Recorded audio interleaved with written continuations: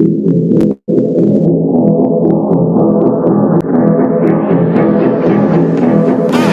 be crazy.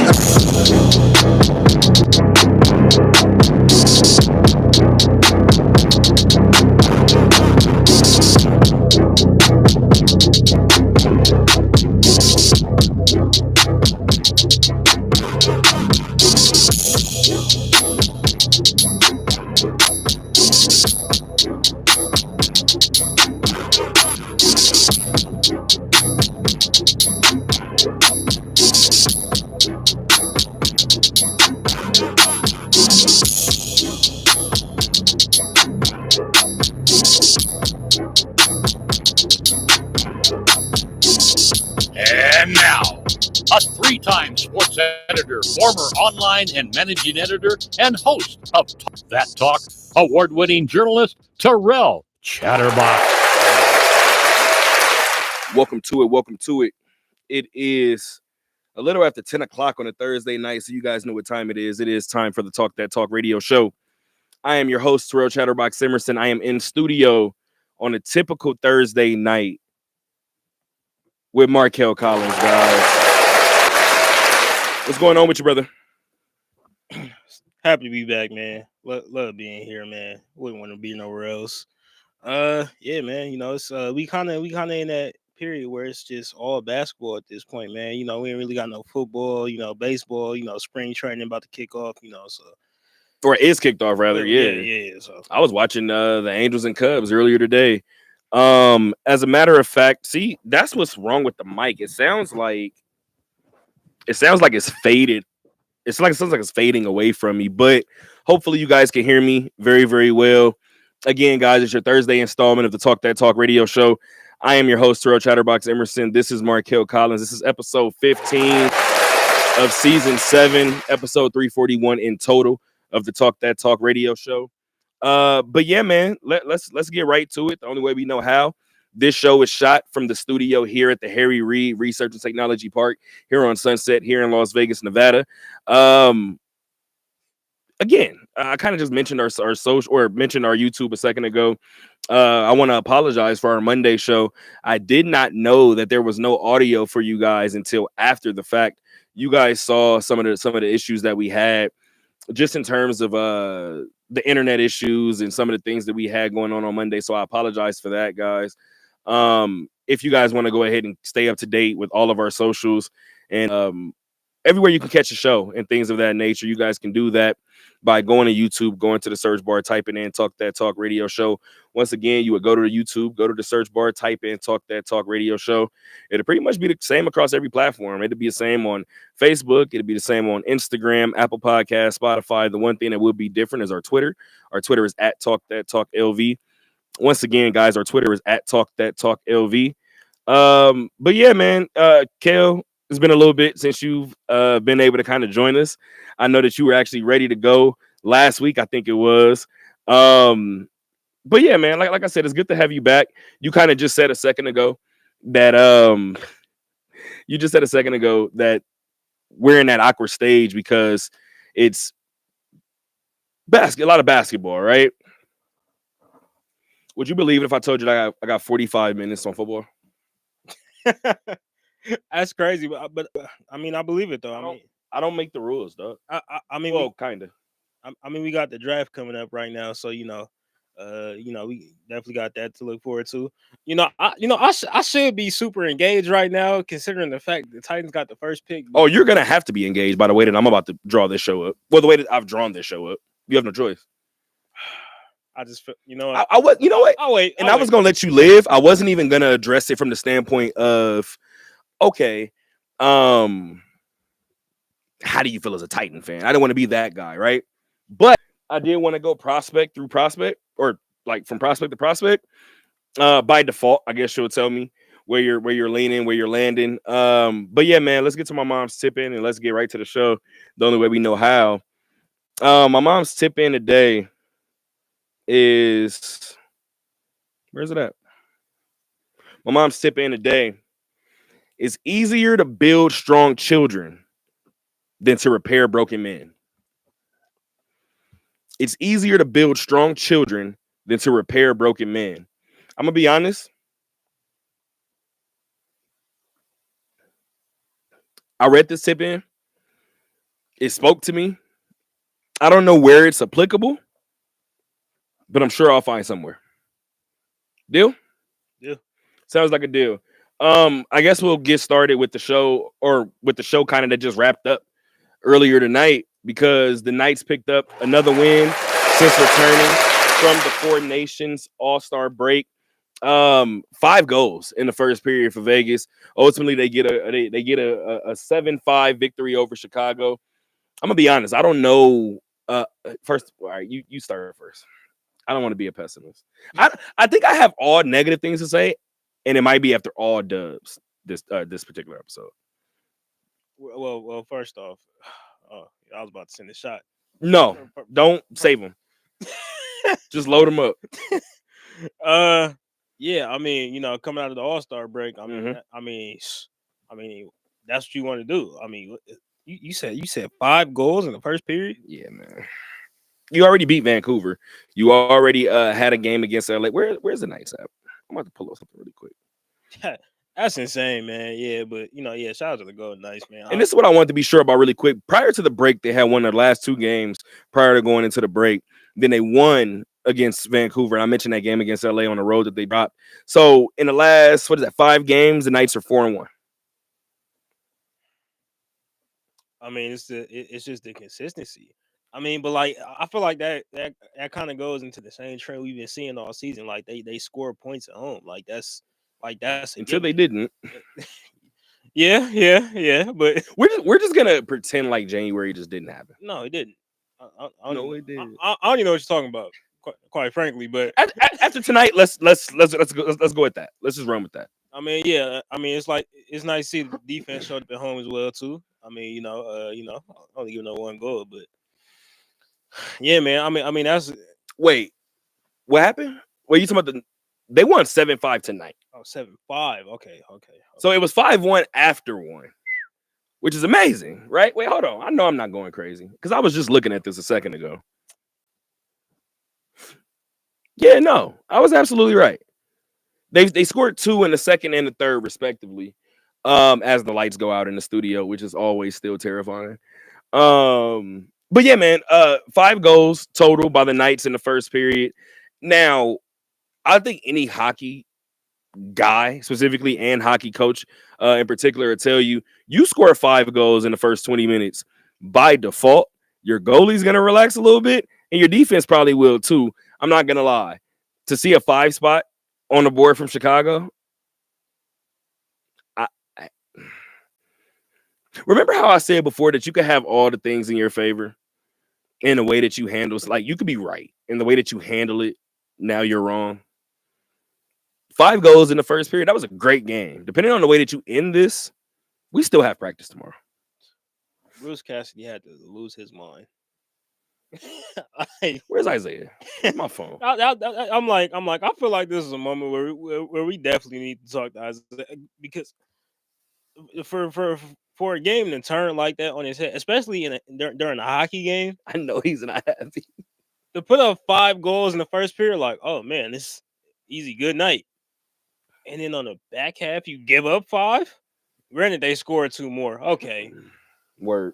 But when you look back at it, you like, they actually needed those 2. So yeah, that's kind of roller coaster of a game. I mean, first game after the All-Star break. But it's you led 5-1, and then at one point it was 6-5 in the third period.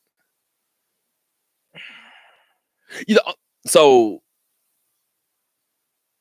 I'm a mix in the praise with a lot of negativity. I'm a round of applause for Tomas Hertl for continuing to be just a juggernaut in this offense. Again, the numbers changed obviously, but when Keegan Colasar scores, this team wins. He scored 2 tonight. Ivan Barbashev scored 2 as well, including the insurance goal at the end of the game to make it 7-5. That was his, as I mentioned before, that was his second goal of the night.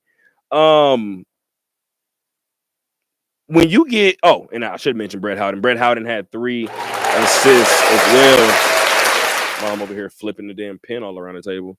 Obviously that matters for this group, but long story a little less long. If you're Bruce Cassidy, let's say that you were going to give the guys a day off. He might not have, who knows, but let's just say he was going to give the guys a day off. Maybe he's not going to do it now, but all in all, especially at a time like this when you're hitting that stretch run, that final mile before you get to the postseason, you want your guys feeling good about themselves, right? So even though I'm gonna get on their ass about why the hell is it 7-5 when we have a 5-1 lead, you play defense, you win. You're like you said, we don't even need the insurance goals at the end of the game if you take care of business. We win this game 5-3, we walk away. It's 7-5. By the way, I kind of want to know what the over-under was on this game a little bit now, but not that it probably matters at this point. Whoever took the under is ripping their hair out. In the first period, Yeah, for sure. yeah. I want to know what it is. There's somebody down at the Circle, one of those casinos down there, just at the sportsbook screaming. But nope. Do me a favor. Figure out something to talk about because I want to find this. yeah, Actually, because I'm so serious about this thing right now. Because that's 12 goals. I don't even think they had 6 on the. I want to know what. You know what? But you know what? Let me see if I can figure this out. it's got me. First time they played, it was 5-3 Chicago. So that's 8 total goals. I still don't think they had the number at 6.5.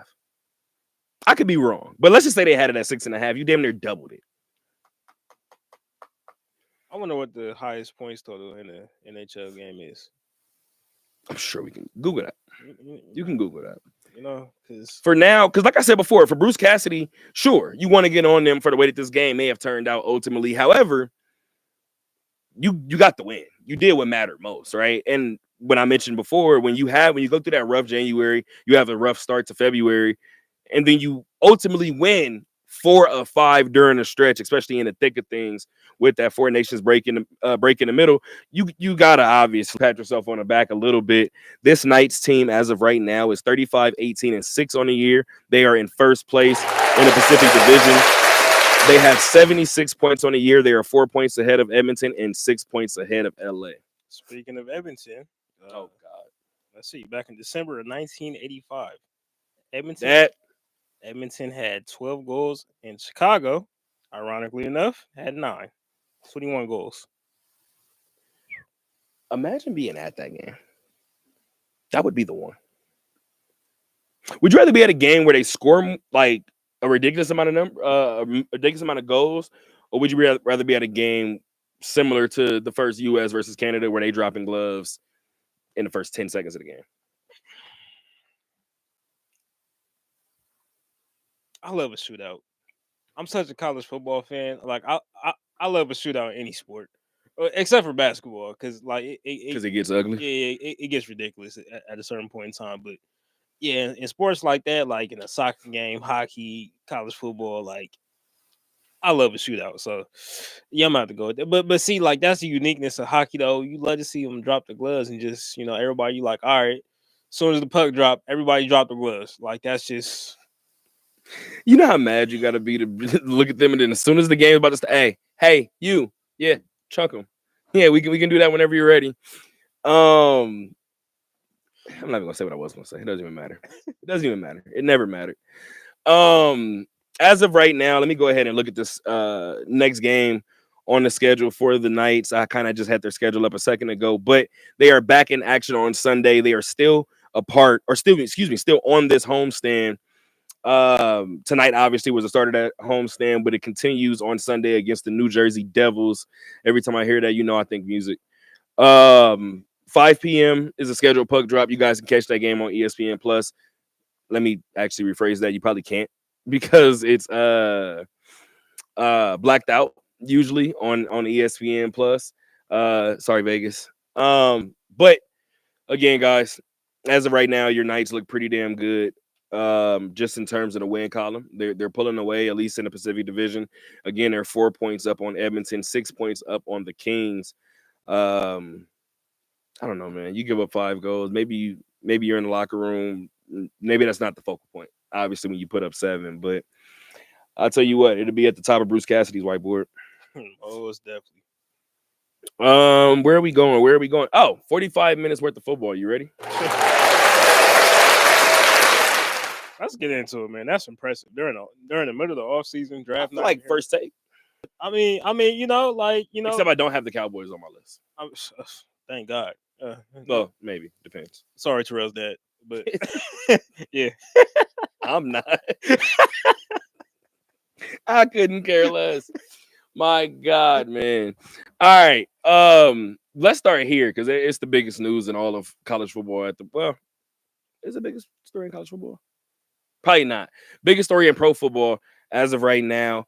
A couple of weeks ago, we had this conversation, and I had this conversation with like 2 or 3 people. And I said, when the Raiders ended that win streak, right? Everybody was like, well, let's look at Dylan Gabriel. Let's see what Jackson Dart can do. I said, now you guys are finding other options aside from Cam Ward or Shedeur Sanders. And then the Raiders ended up ultimately getting the 6th pick, right? And they sat at 6 for a little bit before ultimately landing at 6. And one of the things that I mentioned then, I said, well, if the Raiders pick 6 and Shedeur Sanders and Cam Ward is off the board, if the Raiders wanted to look at somebody like, and I said, I couldn't think of his name. I said, with the edge rusher from Penn State. I said, let's say he's on the board at 6. I don't know that the Raiders didn't do the right thing by just getting him at 6. We'll figure the rest out. We'll get into another conversation in a brief moment about why I feel like that still might be the way to go about it. Came out today, I believe early today, that he didn't need surgery on his foot. He does have a stress reaction in his right foot. I'm not gonna go down the list unless you want to in terms of the draft order. But if I'm the Cleveland Browns, I know people are gonna look at the Cleveland Browns and go, well, or people are gonna hear what I'm gonna say, and they're gonna go, if you're the Cleveland Browns and you don't draft the quarterback up there, what are you doing? I got one question for you. When have the Cleveland Browns ever developed a quarterback? not ever. So, that said, Myles Garrett just asked out, right? Cool. If I get Abdul Carter and he does have to have surgery ultimately, cool. I get him next year, right? If I'm Cleveland, I got a better chance at you traded for Deshaun. It just didn't work. You got a better chance of maybe going out and go getting somebody than for me to ever trust that you could develop somebody. Yeah, and they kind of stuck with Deshaun now. I mean, like they kind of stuck with that. Don't mean he gonna play. Yeah, but that's a rough situation for Cleveland. I mean, they kind of stuck with him through all the legal troubles he had, and then gave him that big contract on top of that. That's just Y'all gonna be so mad at me, but on the pod, shout out to the OD podcast. But I said this before. We're gonna have to readdress this, right? This is not a show about Diddy by no means. no. But I mentioned that Jay-Z lawsuit, or Jay-Z's name being mentioned in that lawsuit, and then eventually the Jay-Z lawsuit. Tony Busby. Everybody said he was an ambulance chaser. I said I didn't know anything about him. Somebody said you do know very well about him. Now by name, I don't. That's the man that opposed Deshaun Watson. And if it comes out that Tony Busby is a fraud, wouldn't that mean that we would have to take a look at all of his cases? Absolutely. This whole I said it before. I'm not saying that Deshaun isn't a nasty man. I'm not saying that. All I'm saying is Justin Tucker, you might be too. I don't know. The jury's out on everybody. But if now the state of New York is questioning whether he can practice law, I just think it's worth looking into. Back to the quarterback situation. My fault. Yeah. Deshaun Watson. Yeah, they got to kind of deal with that. Abdul Carter. I mean, I feel like Penn State has just been like pushing out the linebackers. Obviously Michael Parsons. Speaking of guys who want to leave, but he hasn't said it. But anyways, yeah. So I mean, in terms of that, like Cleveland, they definitely have to like figure out which direction they're going. It feels like we're always having this conversation with Cleveland, like anyways, but at this point, I'm like, you're kind of stuck with Deshaun. Like, if nothing else, you're gonna have to take that cap hit anyways. So I'm like, you might as Oh, well. that's gonna happen. Yeah. So I'm like, you might as well at least go and see what you can get out of him next year. I mean, you guys. I mean, they dealt with a lot of injuries this past season. Let me not say that. Maybe they wanted the cap hit. They're gonna trade him. That's what I'm trying to figure out. So I think a restructuring of his deal is gonna happen. See, because you're not gonna sit that contract on the bench. no. So I could see a situation where it gets restructured and a team is thirsty enough to trade in that scenario. Knock on wood. I don't want it to happen, right? Knock on wood. What if Dak Prescott goes down again? What if it's early? What if it's in the preseason? Knocking on wood like a motherfucker. Sorry, guys. I'm just saying. So, Dak. Let's say New Orleans gives it another run with Derek Carr. Let's say Derek Carr goes down. Let's say they don't give another run with Derek Carr and it's Spencer Rattler. What if it's one of those situations where it's like, hey, we get another dude in here who can play quarterback and can be competent. We don't know what could happen. If you restructure the contract, I feel like everything is on the table. So if you restructure the contract, you're saving yourself some money, right? So let's just say you did want to take that cap hit for just cutting them. You've already kind of given that money back to yourself, similar to the Pat Riley, Jimmy Butler situation. Hopefully that makes sense. Yeah, no, it does make sense. I mean, I don't know if it matters. Even with that, like, yeah. So I'm like, it's already a loss for Cleveland either way. Oh no! So was that the question? Oh no. Because if that's the question, and the ship is sailed, it's yeah. So like, and that's how you know you're a bad organization. Yeah. So like for me, my thing is just like what exactly does Cleveland want to do? Like how do they want to go about taking this L? Because either first off, your best player Myles Garrett wants to leave, so either you trade him now, make the team better, so you don't want to leave, or he leaves for nothing. You know, I just realized. Sorry, guys. I believe really quick. We're gonna let you get back to the point because I'm not stopping this, but I believe that we are going live from the podcast page. I'm almost positive. But anyway, there goes that. We'll get it moved over. We'll get some stuff changed. Don't worry about it, guys. Yeah, but back to the point. Out of all those three things, I don't think number 2 is happening. I don't think the team's gonna get better. So either you watch for nothing or you trade him. All right, best player, bad situation. So yeah, in terms of getting Abdul Carter, if he slips down to you guys, yeah, go ahead, grab him. But same time, like people are like, hey, yeah, you need a quarterback, go ahead, draft Shador if he's there, go ahead, draft Cam if he's there. What if they're not? Then what? Did anybody have an answer for that? I mean, at the end of the day, I feel like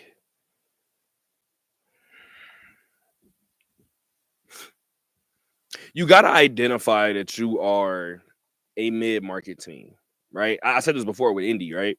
You got to know what your limits are, and you have to know what your window is. And I say that to say, when Indy traded for Paul George, right? When Indy traded for Paul George, I remember traded for Paul George. When Indy drafted Paul George, he turned into what he turned into, obviously. I knew in those years where he kept running up against Miami and LeBron, if he never gets past them, we have to reshift. This is not LA. This is not Miami. This is not Boston. We're not going to convince anybody to come here. We're more in the Minnesota boat than we are the LA boat. So flip him for something else. Then you get Victor Oladipo. I say this to say Victor Oladipo was not a household name back then. He was somebody that people was high on. You know what Cleveland's gonna have to do to win? They're gonna have to take. He said shit, I don't know. He said, where you want me to start? This is hilarious. Cleveland is going to have to believe in somebody like, remember Taylor Heineke? I don't know who the hell he's a backup for right now. Cleveland's going to have to win with somebody like a Kenny Pickett. They're going to have to go get, let's just say, they go get a Russell Wilson or an Aaron Rodgers right now. Neither one of us feel like that changes anything. If they go draft Shedeur or Cam, we're going to sit there and say, feel bad for you, young fella. What's the quickest way to do that? Quickest way to avoid all of that? Get somebody in the middle of the road. You know, the last time, well, obviously Deshaun Watson, when he's working in a proper quarterback form, I don't feel like he's been right the past couple of years. But when he is a fully functional quarterback, we've seen what Deshaun Watson can do. I do think arm strength has gone down a lot. I don't know where the hell it went, but it has gone down. When was the last time Cleveland did well? Even if it was a 4-game a month stretch, it was when Jacoby Brissett was your quarterback.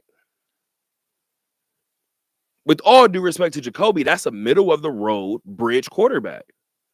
That's what you're gonna need. With all due respect, let's say the Saints don't want Derek Carr.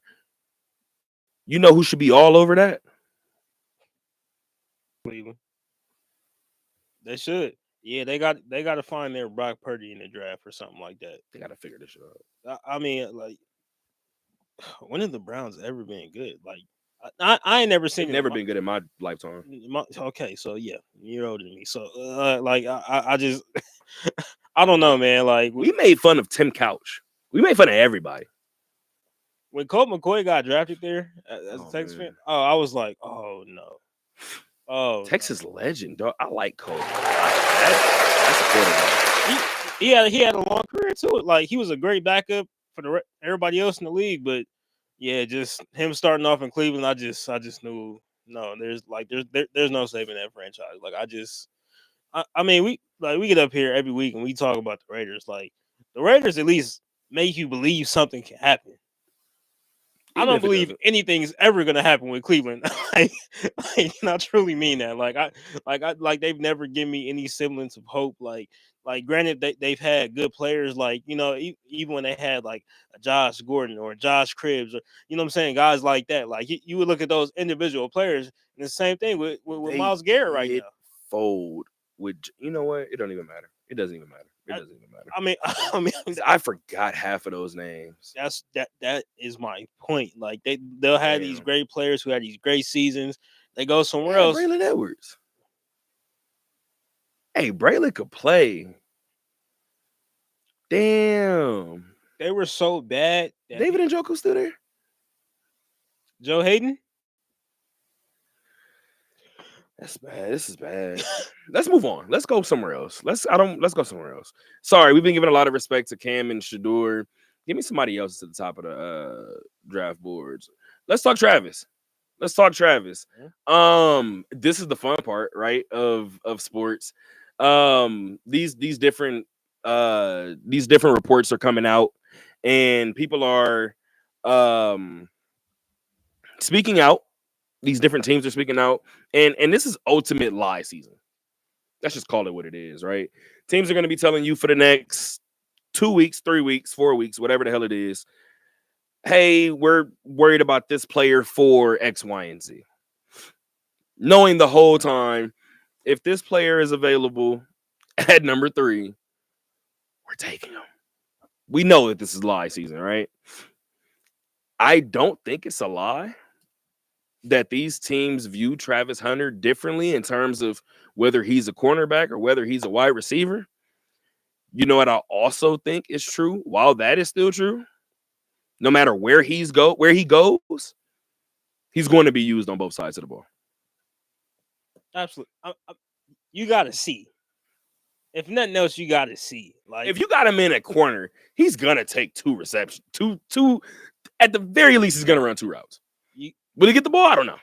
You got to find out. Like if nothing else, I mean, like because we've never seen anybody play both sides of the ball like this at a D1 level. I don't care if it's. Remember, we seen OBJ play safety for the Giants before. When they knew a Hail Mary was coming, let's just put some hands back there. And that's in a unique, special situation. We're talking about going on both sides of the ball like we've never seen this at the college level, let alone the NFL level. So I mean, like you at least got to give it a shot. I mean, yeah, like even his former coach Deion Sanders, like even he would play, he would be punt returner, kick returner, but we didn't really see him running routes like that on the offensive side of the ball. He was mainly a cornerback. So yeah, man, it's gonna be. And then when we did, bro, Deion highlights should be like.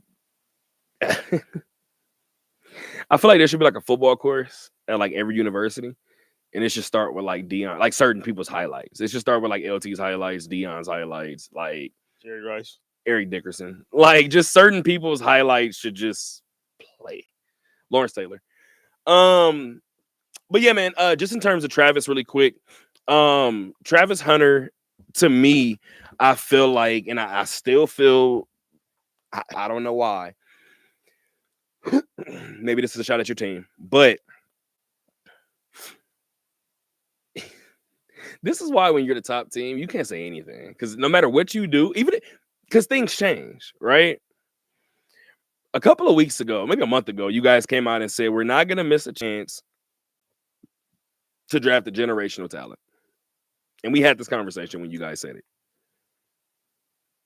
Markel's a Tennessee Titan fan, if you guys can't tell. He doesn't look happy about it, but he is. Trust me when I tell you. But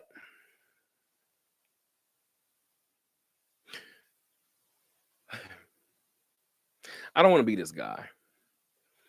But not trying to not trying to knock either one of these guys, but let's just say you guys draft Abdul Carter, who you guys know I've been high on for a while, and he doesn't pan out to be that. Travis will. Let's say you guys draft Travis. He might not turn out to be that. Abdul might. I just feel like the way that you guys put that target on your back, we're not going to miss the chance to draft a generational player. Watch what y'all do. I remember when Reggie was coming out, when Reggie Bush was coming out. I remember being so high on Reggie, obviously, right? Being an SC fan. My brother used to say it, and my brother was like, when he get hit at that level, we gonna see. I said, you know what? You're probably right. I mentioned Michael Huff not too long ago. I was big on Michael Huff. Mario Williams was the number one pick that year. Go back, with all due respect to Reggie in college, right? Go back and watch those highlights one more time. One of those guys looked NFL ready. I may be circling back to Abdul Carter. I was in a bar today, and I looked up, and somebody was like, Abdul Carter is sliding down people's draft board. I shrugged. Couldn't be me. I don't care. With all due respect, we say it a lot in terms of football. Travis, you're going to have to learn, especially if you're learning both sides of the ball. You're going to have a lot to go through. We already know what Cam and Shedeur is walking into, right? What's Abdul's job? See ball, hit ball, still, right? I told somebody today, I was pouring somebody's they drink. I was like, you know what's funny? He was like, what? I said, they could tell me today he could have surgery tomorrow. I'm drafting the day after. I don't care. I will put this kid on layaway, dog. And if this is one of the situations that I'm wrong about, cool. That's one of them situations just in terms of what you have to risk versus reward.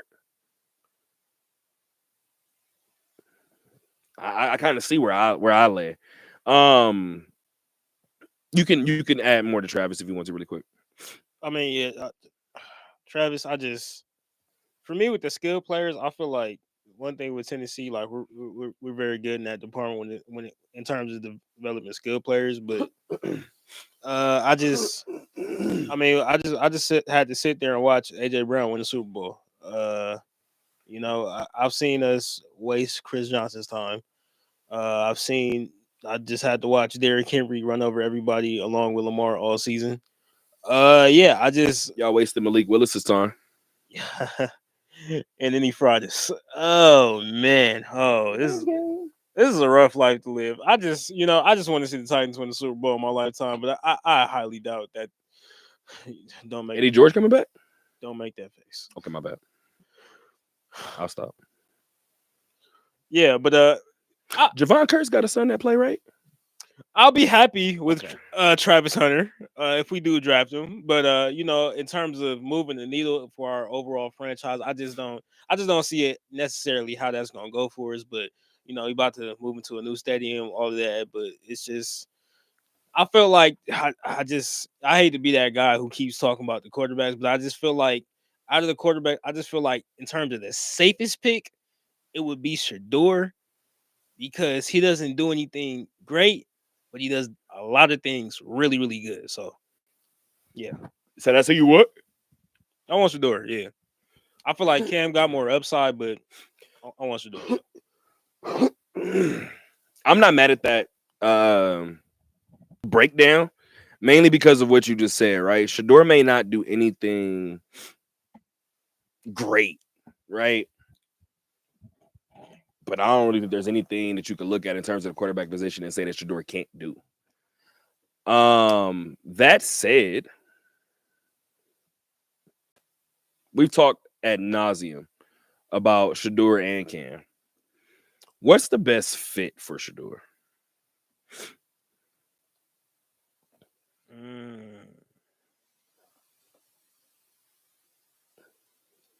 The best fit, crazy enough, I thought it was Vegas.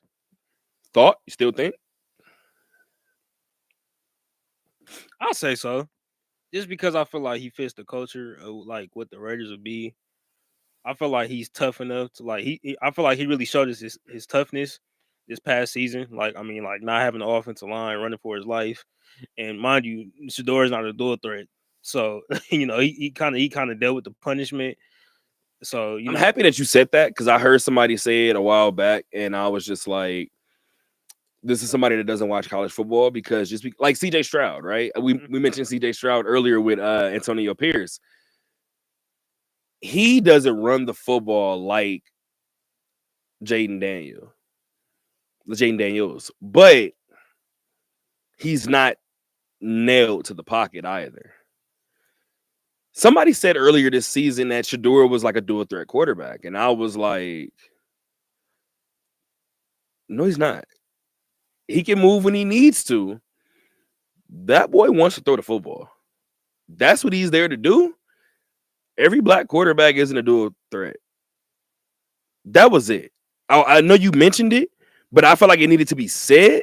People see somebody like a Jordan Love and be like, oh, that's a dual threat quarterback. No, it's not. Jordan can run when he needs. Is Patrick Mahomes dual threat? no. Fam, what are we talking about? Like, they're not dual threat quarterbacks just because they're black. Kenny Pickett is more of a damn dual threat quarterback than any of the guys I just named. My bad. Finish your point. Yeah. Talking about race doesn't matter in sports. The hell it don't. I mean, that's what they did with Teddy Bridgewater as well, too. I mean, like another man that could pass the football. They used to have Teddy Bridgewater running read options. I was like, what are we doing? But yeah, so I mean, yeah, like with Shador though, like I mean, it's been there the entire time. I feel like people have always tried to deny like how great he is, like at each and every level. I mean, you win four straight state championships in high school in Texas. I don't care which level it is. You win 4 straight state championships in Texas. That matters.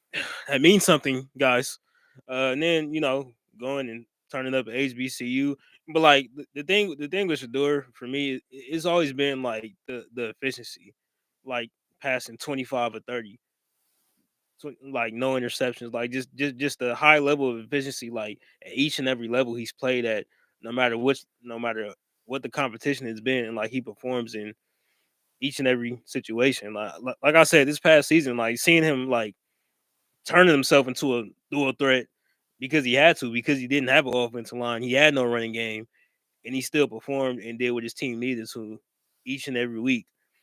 That's why I feel like he can come in and change the Raiders' entire situation. So, but do I see him falling that far? No, I just don't see it. So I do see somebody falling in this first round. It might be Travis. I do see somebody, might be Abdul, but somebody's gonna drop, and they're gonna drop probably to the Raiders 6, 7, somewhere around there, right? But going back to the Shedeur point about where we feel like he best fits, he wanted to be here in Vegas. I also think Shedeur is one of those people that when the writing is on the wall, the writing is on the wall, right? He felt like he was going to be the first quarterback off the board. Probably still feels like that. That said, I feel like at some point after the Raiders ended that win streak, we saw it, right?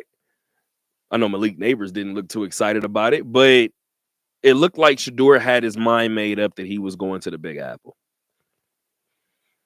I have two things to say about this. New York is not a small market, not even a little bit, right? But it's so piss poor of a franchise that you have to have the small market mentality when it comes to certain things. The biggest mentality that you need to adopt is realizing that nobody wants to come play for you. So when you have that oddity in a young guy that wants to play for you, you go get him. Second thing I want to add to that, seen something this morning, might have been yesterday, that said the Giants are hesitant to draft Shedeur because of the presence of Dion.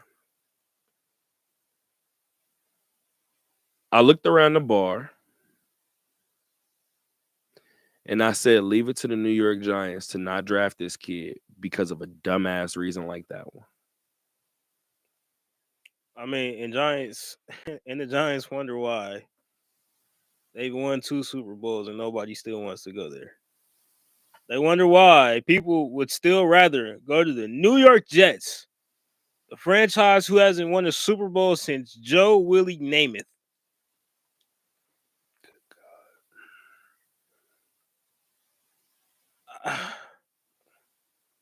I mean, you guys have had, some would say, Hall of Fame players. Eli, all right, I guess, but I'm not really going. But okay, Please relax. we'll give it to Eli. And Odell. I mean, are we talking about just in general? I'm I was gonna name everybody on that defense. I was gonna go Justin Tuck, O.C. Umenyiora, Michael Strahan. Like, do you want to keep going through names? There you go. Yeah, like the defense for sure. Like that's a given. But like, we can name some Brandon Jacobs. We can name some. Wasn't Shockey there for a little bit? He was old as dirt. He was. Wow. Jeremy was old at that point. Wow. Jeremy was like Bill Romanowski as a tight end. Jeremy was a menace, bro. I love Jeremy Shockey. Yeah, but like I mean that's just the Giants, man. Like I don't expect nothing less from them at this point because they just, I mean, even when they won those 2 Super Bowls, like they snuck in at the wild card. And I watched the second one and was like, the whole time I was like, Eli got hot at the right time 2 times in his career. If he like, I'm sorry. Let me get there then. Everybody always like, hey, man, he beat the GOAT twice, but hey, even Joe Flacco got hot in the playoffs. No offense, Joe, but like, hey man, you know what I'm saying? Like, you get hot at the right time, anything is possible. So let me explain something to you real quick. If I'm at the park and Chris Paul pulls up, Chris Paul, what, 38, 39 right now? Yeah. Let me mess around and take Chris Paul to school 3 straight possessions down the court. Guess who got a story for the rest of his life? Terrell Emerson. I'm leading with that story. I'm changing the intro to the show and everything. Nah, yeah, most definitely. Like that. Like we would definitely look at Eli totally different. We would look at him like Phillip Rivers. Oh, 100%. If he didn't get hot talk, like 100%. we would most definitely look at him like Phillip Rivers. Probably even worse. Like A little bit worse. because Phillip put up numbers. Yeah, Phillip put up way better numbers, played on better teams, like the whole nine. So I mean, yeah, that's that, that's a tough one for real. So I mean, yeah, like the Giants stuff. I mean, with the whole Shador situation. You want to argue? Let's do it. Because now that I think about it, Will Despard brought this up, and this is Will's fault. He said it was a tweet. I told him he shouldn't have brought it to the show. It's gonna piss me off all over again. He said that he felt like this, especially if he won the Super Bowl, talking about Saquon. He was saying that he felt like this Saquon move to the Eagles made him like a surefire Hall of Famer, the same way that Drew Brees moved from the Chargers to the Saints made him. How do you feel about that? About that statement? I feel like he went to Hall of Fame with the Giants. So we're not gonna argue. Me and Will got into a full-blown argument about that. Because I think where he didn't understand it from my perspective was, I don't think, with all due respect to Drew Brees, I don't think we're accounting for how bad he was in San Diego. Yeah. And he was like, same thing with Saquon. Pause. I said, and I'm here. I said, I watched Drew in San Diego, but I was young, right? I said, I'll do this one solid after the show. I will call my dad and make sure I'm not tripping. I just want to know in 02, 03, 04, whatever the hell it was, were any of you guys looking at Drew Brees and going, there's something there? Probably not. We all saw Saquon on them tired ass Giant teams and was like, but that boy 26. We didn't do that with Drew. That's a big difference for me. If you go back and piss me off, dog, we had a full 30-minute little back and forth during the show. It was a great piece of content, right? He pissed me off so bad, I pulled up Drew's numbers. And I said, you're going to make me disrespect Drew and I don't want to. With all due respect, when Drew Brees got, reason how I noticed, because my brother was a whatever, was a 5'10" quarterback. One of the conversations that we had when we were growing up, we kept talking about how the New Orleans Saints built their offense for Drew. Drew said early on, he told them, hey, love you guys, but as soon as you hike the ball and you stand straight up, I can't see. So if you ever look at the Saints pass protection, it spreads out because Drew has to see in between them because Drew can't see over them. So no disrespect to Drew, but you went to a situation that also catered to you, which is perfect, right? Became one of the greatest quarterbacks of our generation. We went back and looked at them San Diego stats. They was real Eli-esque. About 2-to-1 touchdown to interception ratio. He was Eli without the rings in San Diego. I didn't even know who Drew Brees was until he got to the Saints. Like I was young at the I time. knew once that shoulder injury happened. Yeah. I was young at the time. I didn't know who he was. Like I knew about Phillip Rivers before him. So I mean, that's just yeah. So yeah, man. Cam Ward is the last one after you finish your Shador point. I mean, yeah, Shador. Like I said, I want the Titans to get him. I feel like for us getting him, I feel like in terms of that, y'all gonna end up with Aaron Rodgers. Oh God. Oh my God, no! Please don't. Y'all gonna end up with Aaron. I'm telling you something. Don't do it. Telling you something. We just all I know is we can't go back out there with mayonnaise, man. Yeah. So in turn, like with Shador, I feel like Tennessee would just. I hate that y'all made him famous. I hate it too. When every time I gotta see that mayonnaise commercial come on my television. Oh my God! I want to punch the TV. I blame him for the Duke's Mayo Bowl. God. I blame everybody for that. By the way, I just want to, and hey, whatever, don't care. Call me what you want. Sponsors, I love you. I'm pretty sure every head coach that has won the Duke's Mayo Bowl has been white. Every time it happens, I tweet, the jokes write themselves. Shit is hilarious, bro. I think a black coach will win it and be like, don't pour that on me. Are you nuts? whatsoever. Are you crazy? Yeah, man. It's just Shador. I feel like we would be the right situation for him simply because he wouldn't have no distractions in Nashville. Don't laugh. Oh, that's not true.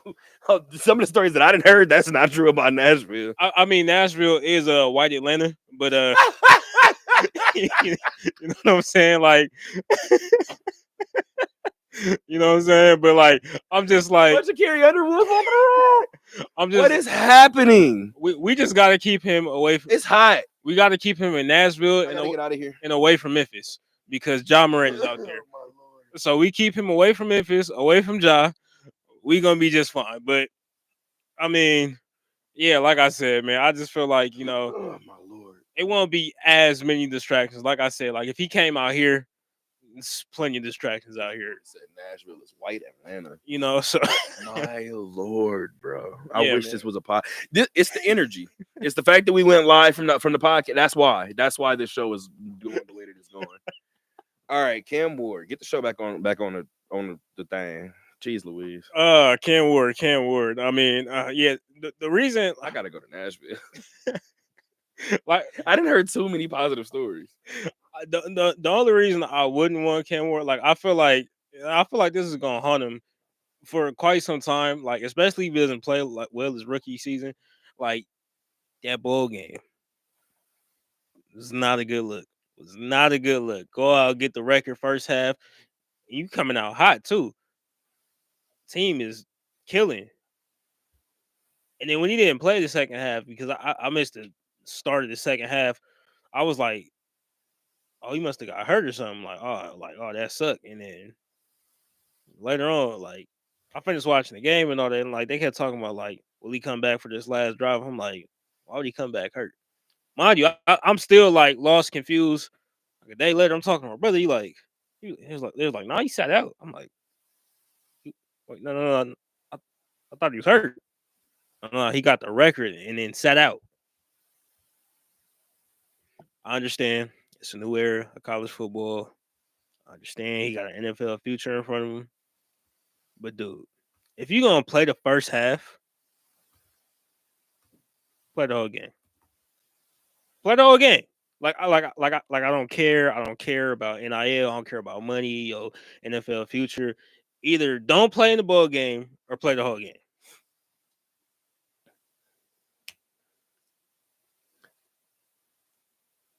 I said it before. I feel like him playing the first half was a compromise.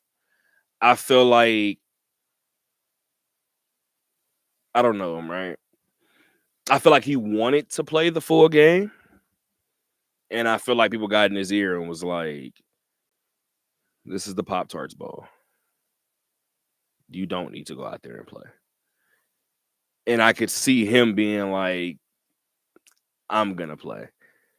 And I could see that kind of being the middle ground. I'm going to be completely honest. I had this conversation with Mike Hughes. He hit me that night pissed. He was hot. He said I couldn't be a teammate. Like we would have fought in the locker room at halftime. What you start for? If this is what you was going to do. And I told him from that perspective, I don't think you would even be that mad because I want to play the whole game. They won't let me. So then I understand kind of your point. That was the point that I said before too. Worst person in that situation is the backup quarterback.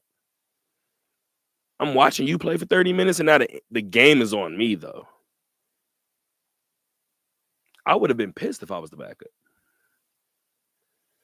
I'm going to throw him a little bit of bail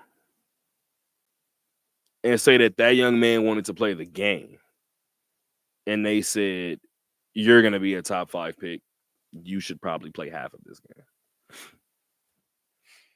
Even with that, that's a bad look for Miami from that perspective. Yeah, from that perspective too. So I mean, conversation about them. It's just that was just a bad situation all around. Like obviously like the arm talent, Cam Ward, like Heisman finalists, like all the awards, like you can't deny the talent, but like seeing a situation like that, that's gonna rub a lot of teams the wrong way, and that's going and like especially coming into the league too, like these grown men in the locker room, they're gonna look at you kind of funny, like all right, like when things get a little tough, like what you gonna do in certain situations. And I feel like Cam is showing a lot of leadership qualities the way he came and led that Miami team. I'm talking about major comebacks when the team is just failing all around. Like That team would have stunk without him. absolutely, like he just you talk about certain guys having that switch. Like Cam has that switch. He can just turn it on like when he really needs to. I feel like most of the time he tries to play within the offense, but when it's time for him to put on that cape and be Superman, he can absolutely do that. So whichever team gets him, they're gonna be lucky to have him. But No, you can go back to your point. I just got a breaking news quote really quick. Shouldn't say breaking news, but it is like a live quote. We have something from Bruce Cassidy.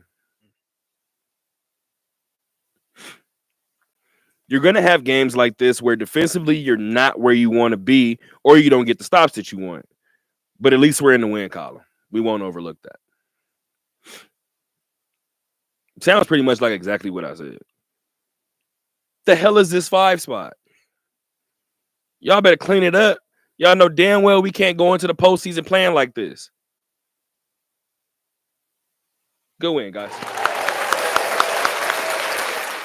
All right, back to the Cam Ward point. a win is a win. Bro, Bruce is a dog, bro. I would play for Bruce.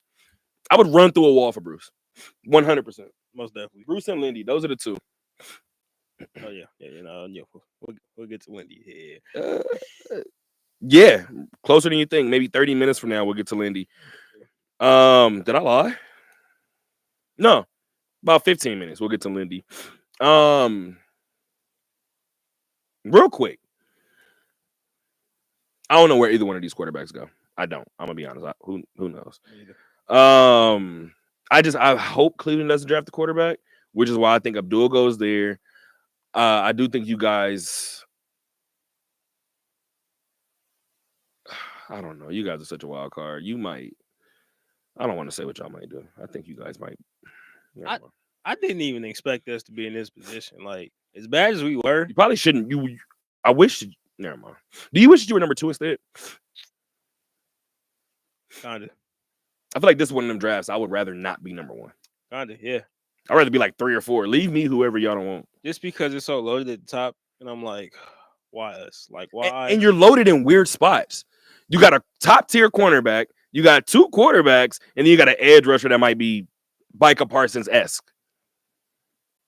And I feel like we're just gonna pick the bust. So, y'all gonna find a top tier guard and be like, "That's the one. That's who we need to protect mayonnaise, man." Kelvin Banks, from out of Texas, but even then, I just no, I don't know. I don't know. This is all in all. I said this before. I said 2 years ago when Russ went to Denver. I said respectfully, I said that last year in Seattle. I said Russ is gonna have to show me. I said, and y'all know how high I am on Russ. I also like to believe that I do my job well. So I was like, you got to show me still. Russ stunk it up in Denver, right? Excuse me. He goes to Pittsburgh, and I say, if there's any situation for you to unstink it up, it's Pittsburgh. And then he didn't stink it up until he stunk it up, right? I still think Russ can play. I looked at Vegas and I was like, before the Pittsburgh stop, maybe. Because maybe that Denver stop, you can see Sean Payton didn't care for him. And it was early on, right? Cool. And then I'm sitting there and I'm like, but the Raiders still might need somebody. They're probably going to need somebody, right? And then Matthew Stafford becomes available. And as a person who grew up a Packer fan and told my dad for 12 years, hey, who we got this week? Detroit, Sunday night? Damn. My dad would be like, it's Detroit. Why do you care? Because as long as they have number 9, they have a shot. And I remember my dad viewing him, and I remember this. I'm not gonna knock him for this one, but I remember, y'all heard it. I remember my dad knocking Andy Reid and looking at Andy like he'll probably never win one. My dad looked at Matthew Stafford and was like, I don't see what you're afraid of. Cool. You don't see him twice a year. First year out of Detroit, I told my dad, when Dan Campbell got there and said he was going to work on trading him, I said, depending on where he goes, I said he wins the Super Bowl this year. I said, let LA get him. Where'd he go? Grabbed that championship that first year, didn't he? The Raiders need something to stabilize this franchise.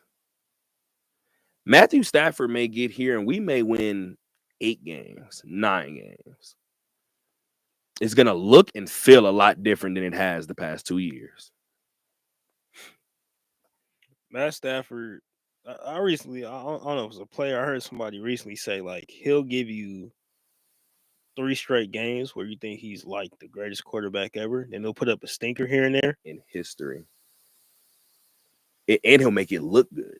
And he could throw the hell out of the football. That's the thing. Like, the arm talent has always been there ever since he's been in Georgia. I mean, the sidearm throws, the behind the back passes, like it's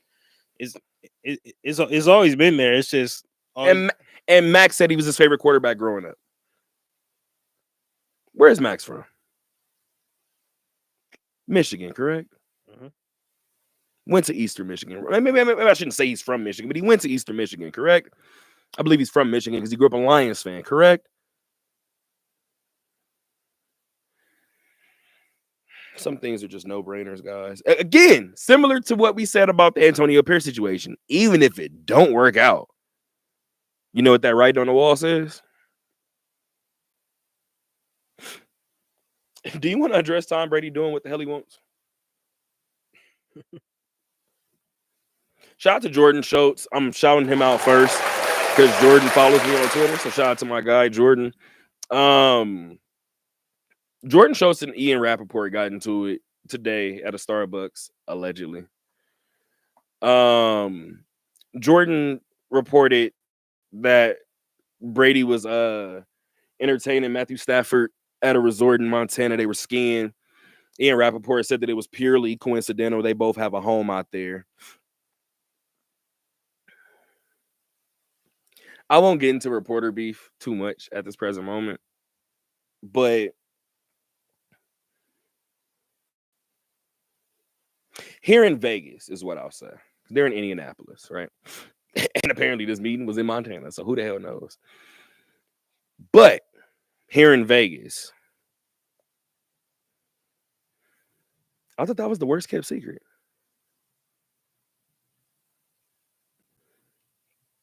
Once the head coach was hired, it went low. We've heard names get bounced around, and they died quickly. Deshaun Watson got floated for all of half a second. Nobody said anything. What about a reunion with Russ? And I said it as soon as everybody mentioned it and was like, considering the way that Seattle run ended, I don't see that happening. That died pretty quick, right?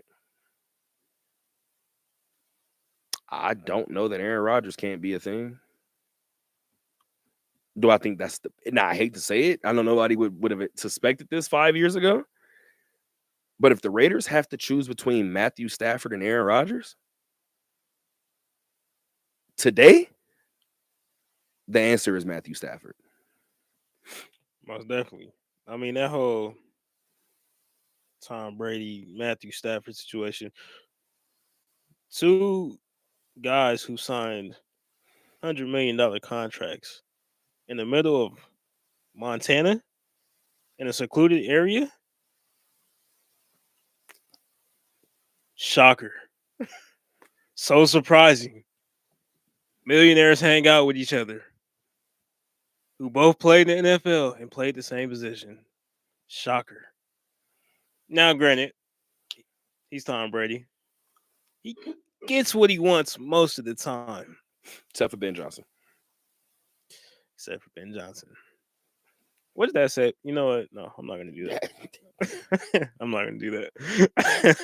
Yeah, but Tom, It says that you don't have a Caleb Williams. That's what it says.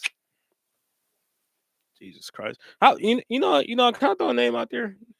Since we're talking, Teddy Bridgewater. Oh, no. Kirk Cousins. All right, I'm done. I'm sorry. Justin Fields. Seattle's not Seattle. Pittsburgh is not giving him up. If I'm Pittsburgh, especially because we're not going back to go get Russ, Justin, this is yours now. We said 1 year for you to learn under Russ. Let's see. Because I was watching Justin Fields. I was watching the highlights from this season this morning, and I look back on it. I was Wild like, thing to start your morning with. I was getting the oil change. I was trying to kill some time. I'm not judging. All right. Hate this show. Did you watch Jordan Love highlights? You should have did. Except when he's throwing the ball to the other team. I can't stand Packers fans, man. Y'all the worst. Y'all the worst, man. Oh, man. Oh man, but I You mean, focus on your draft board. I mean, like, I just feel like they should try and go get Justin. Like, what would they have to give up? I'm not sure. Antonio Pierce would be pissed sitting at home. Absolutely. But I feel like somebody's trying to go get Justin Fields, but at the same time, it's like, yeah, is Pittsburgh gonna give up? But like for him, I feel like he feels kind of slighted at the same time too, because like when I went back and I was just watching, I'm like, did the team look different in terms of the traditional sense when Russ came back? Yeah, most definitely. But in terms of what Justin was becoming week in and week out, I was like, yeah, you build around that. Like what do you and I guess Pittsburgh believed that they had a team in place to win this season. Granted, they won 10 plus games, but at the same time, it's like, did you guys really, really believe that you were going to win the Super Bowl this year and compete for the title this year? Because if they truly believe that, I'm good with that. I'm fine with that. Come on, Pittsburgh? Yeah. If they as a franchise organization, if they truly believe that, like, okay, we put Russ in there, we can really make a run at it, cool. But if you didn't believe that, which I would say most people outside of Pittsburgh didn't believe, why not leave Justin in there? I think some of the people in the locker room might have been asking the same thing, especially toward the end of the year, which is why I think Justin comes back. Pardon.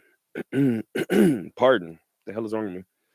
If you're the Raiders, you trade for Matthew Stafford, you sign Najee Harris, you sign probably somebody in the secondary, a safety or a corner,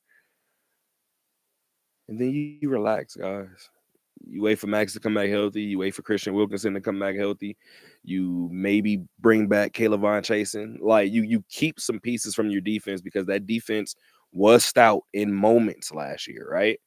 When it wasn't constantly putting in bad situation after bad situation. You trade for Matthew Stafford. You go sign Najee. You go sign another secondary piece. You draft well. That's it. And you guys got John Spytek now. So I think the draft is going to look a little different. I do. You can say what you want about last year's regime and last year's executive staff, but he hit. Tom Telesco hit on Brock Bowers, right? So I think we could be, maybe not in a generational sense, but we could be in store for another positive draft day for Vegas, or a couple draft days for Vegas. So I'm excited to see where that goes. The announcement of the retirement of Diana Taurasi. Man. Wow. I'm gonna try to do this from the top of my head.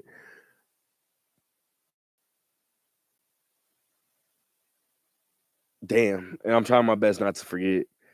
Rookie of the year, all-time scoring leader in the W, all-time field goals made leader in the W. She has 5 Olympic gold medals. She has 2 finals MVPs, I think 3 championships. Man. So this is tough. This is tough for me, right? Because I tweeted this and I'm gonna continue to tweet it because it's the truth. The WNBA's top 5 argument is way better than the NBA's. Period. Most people's NBA's top 5 will include Jordan, Kobe, and Bron. Right? Yeah. The reason why I say that the women's debate is better, who's the guaranteed name in the top 5 of the WNBA's GOATs? DT. Anybody else? Maya Moore. Anybody else? Why have you not said Candace Parker yet? Candace Parker for sure. Wasn't trying to violate LA.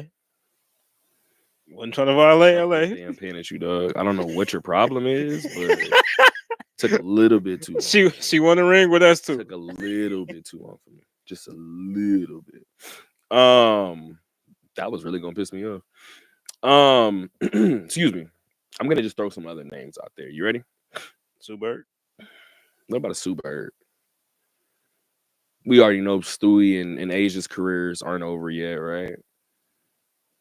What about somebody like a Sylvia Fowles?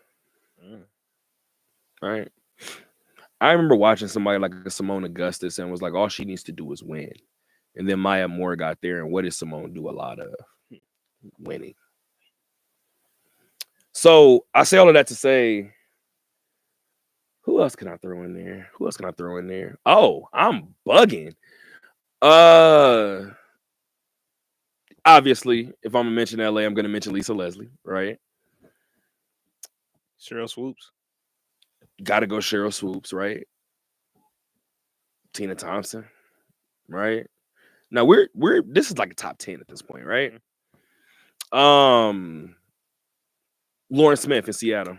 And is her last name Smith? Why am I blanking? Lauren Jackson. Jackson. Why the that's about to piss me off, boy. She was Australian. What is she not? She is. Don't say that's Aussie. So let's just say we're there in your top 10. You want to give me your top 5 right now? You don't have to be married to it. Just give me 5 names that come to mind. Yeah, I'm not gonna put this in no order, but obviously you gotta put DT in there. Maya Moore. This nigga still ain't said Candace, dog. It's about to piss me off. Candace Parker. You know it's crazy. I love Candace Parker. Like even when she was in high school, college, like Don't feel like it. it's crazy because we just like Candace like just bigger than life, and like I feel like she kind of got ostracized like on the back half of her career, and like I feel like the media kind of like shunned her a little bit. So like we kind of like they kind of forced us to like forget about her and like not mention her in a lot of ways, especially because it took her so long to get her first ring, and like everybody kind of held that against her. Like, all right, like she was this phenom, rookie of the year, won in college, but like, when are you gonna win the ring? And she finally did it because she ran into the first or second greatest player of all time, Maya Moore. So like during her reign, So yeah, that was So definitely DT, Maya Moore, Candace Parker.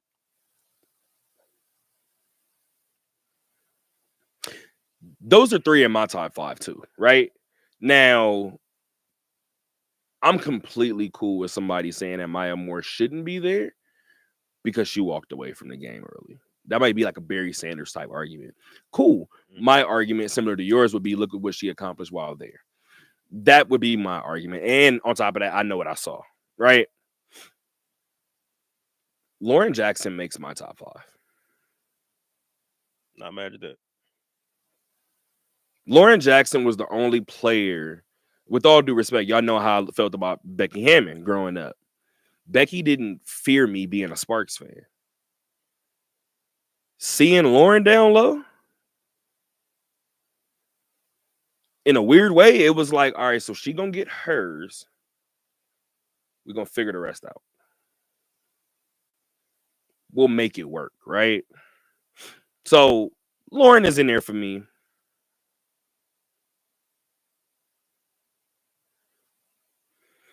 And if I want to be a little spicy, I always look at Sue and Sylvia, and I'm just like, which way do I go?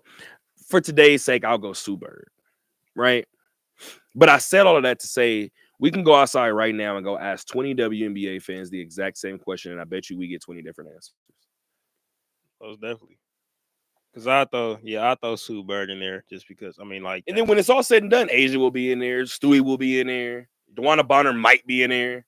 DeWanna Bonner, damn. Where does Elena Deladon go? We didn't even mention Tamika Catchings.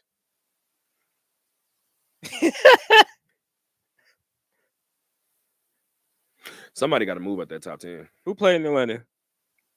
Who am I thinking of? Angel McCoughtry? That's crazy. That's crazy. That's crazy. The problem with Angel, and this is going to be a knock on her, and it's not her fault. Angel went to the finals twice and got swept twice. That's the only thing.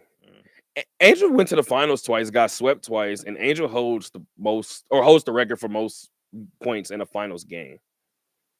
That's how much of a monster. That's like an AI stat. Yeah. That's 1,000% an AI stat. Angel McCoughtry probably wouldn't be in the top 10 because of those stats, unfortunately. But I'm not mad at it. This is the argument that I feel like we need to have. I feel like with the NBA, your top 5, 6, 7, regardless of what order you have them in, they're in there, right? Kareem's not moving. 9 times out of 10, Bill isn't moving. Jordan's not moving.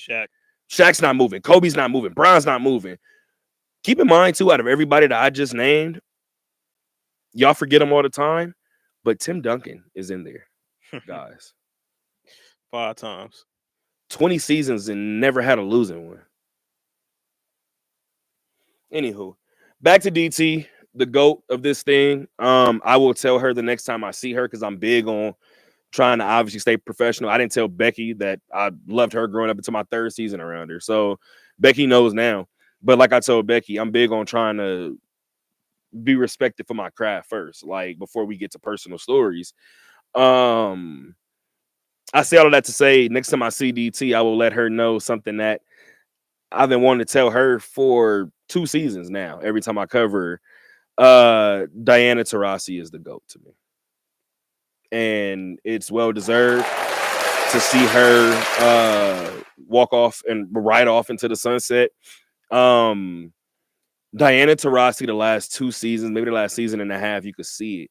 DT was playing like a 40-year-old at the YMCA. Like, the problem is, like I always say, DT played here.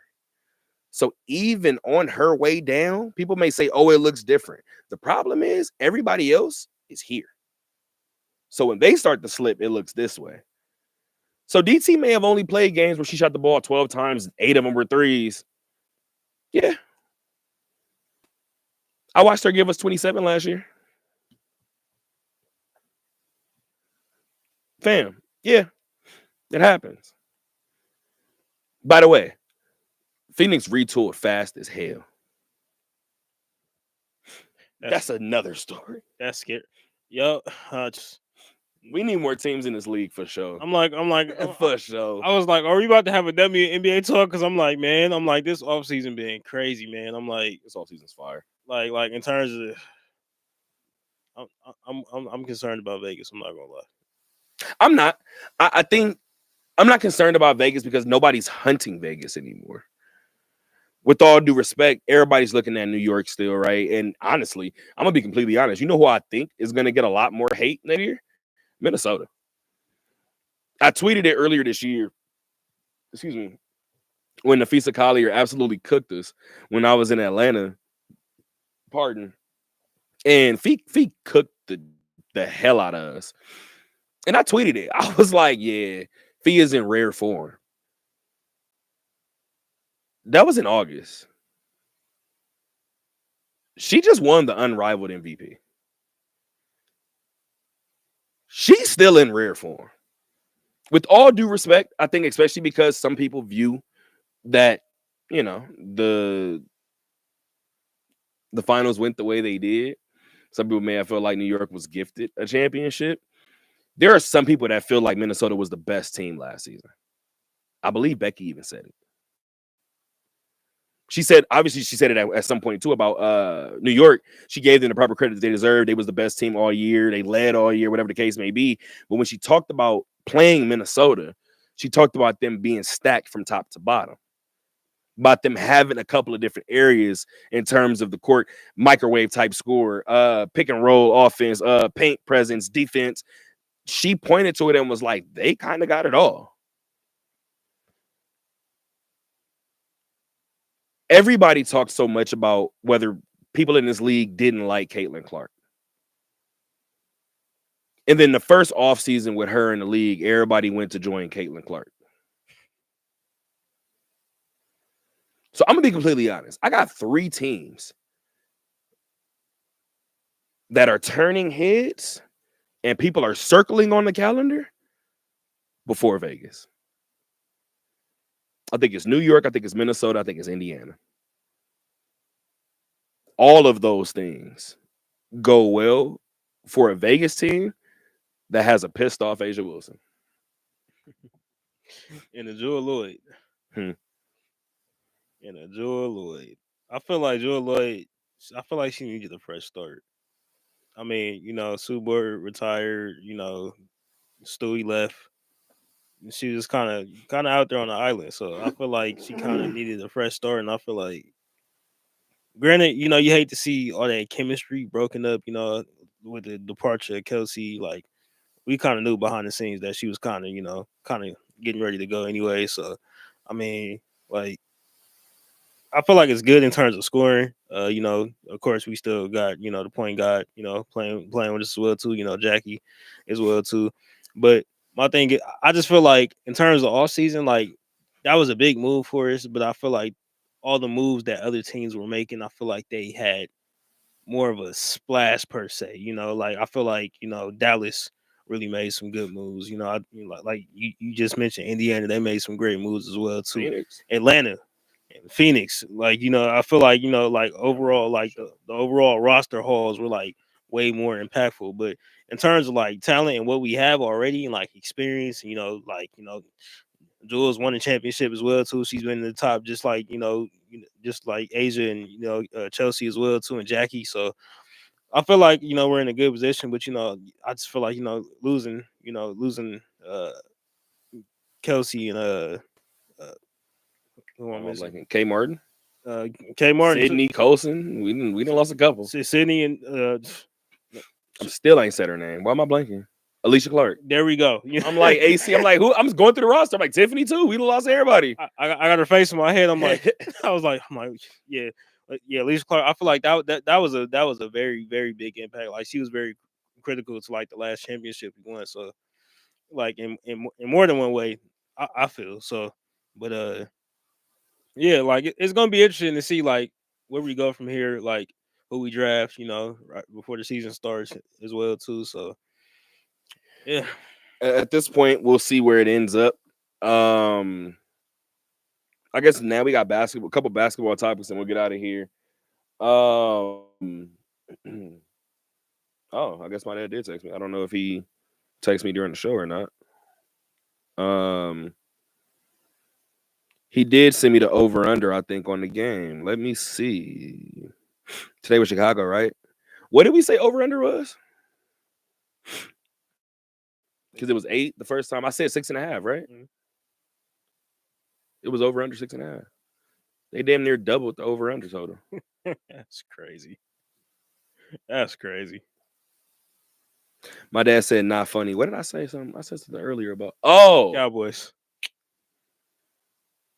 I apologize. He didn't. I don't. I still don't. I double down. I double down. That's fine. I don't mind it. I'll be alone. That's cool. My dad sent me a tip in, and I'm not gonna lie, the damn thing like an essay, and it's a bunch of numbers in it. So it's like an analytical one, and I'm not gonna hold you. He sent it to me maybe 10, 15 minutes before the show started. I told him if I don't get to that, I'll get to it on Monday, especially because I feel like you want me to like use my brain, and I'm not doing that on a Thursday. But we can say that the Lady Rebels are 4-time Mountain West regular season champions. They've accomplished that feat. What's today? Thursday. They accomplished that feat yesterday against Boise State. It was a 30-point victory, 83-53 over the Broncos on the campus of UNLV. Yeah, man. I don't really know. Pardon, guys. I don't really know what else there is to say about this group. This group had I have my notes in my bag, but it's behind me. I know Boise State scored 15 points in the first quarter. Boise had 26 combined in the second and third quarters. So it kind of gives you an idea of the way that this team was able to buckle down on defense. Alyssa Brown, career high 5 blocks. Kiera Jackson, I believe, had 3 steals additionally as well. Just an overall great defensive performance. And keep in mind, Boise was one of those teams that I told you guys before when UNLV played them on the road that UNLV was played well by, right? They ended up only beating Boise by 4 points prior to this outcome. But nevertheless, they walk away with a season sweep and again are Mountain West champions. They will be the number 1 seed when the tournament starts up in about a week. Next week it starts up. I mean, that's got to be amazing for this senior class to win 4 straight conference championships. I mean, that's something you dream about. So I mean, like, and that says a lot about Lindy and like what she's done with the program. Like, I mean, once you when you come in and you take over a program that's not doing so well, the bar is not that high. The moment you win a championship, that's the new bar now.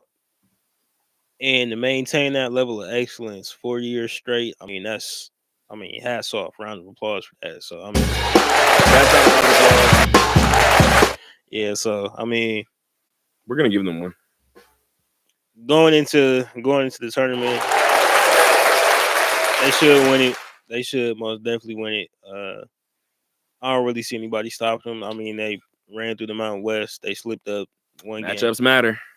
They absolutely do, but I think this team does win it all, but another meeting with San Diego State, another meeting with Wyoming, another meeting with Colorado State, you can't avoid all them teams. And I'm still standing on it. I feel like, their defense is carrying them all season long. Like, when their offense does kick in, I feel like it's a guaranteed win every time. Because you just had 3 steals and 5 blocks between just 2 players. I think put it that way. That says something about the culture and not just 2 individual performances. To have that mentality to come out and play defense at that high of a level, night in and night out, that says more about the overall state of the team than it does about those individual players. What overall state of the team? This team is 23-5. You know what? Do I have UNLV's past couple of seasons? I should have them all. Let me see. Because if UNLV, excuse me, pardon. I don't know what the hell is wrong with my oh, I know what it was. It's the change of weather. We had this conversation. Yeah. It's the change of weather. I feel perfectly fine, but you look back sometimes and you be like, why is my throat itchy? It's like, oh, that's why. I walked outside one day recently and it was 64 degrees or something like that, right? Late at night. I was like, okay, cool. It's still kind of cold. Woke up the next day and it was 79. And here in Vegas, 79 is different than 79. And I don't know, say San Diego. 79 feels different out here. Boy, I was in that car like, I feel like that in here.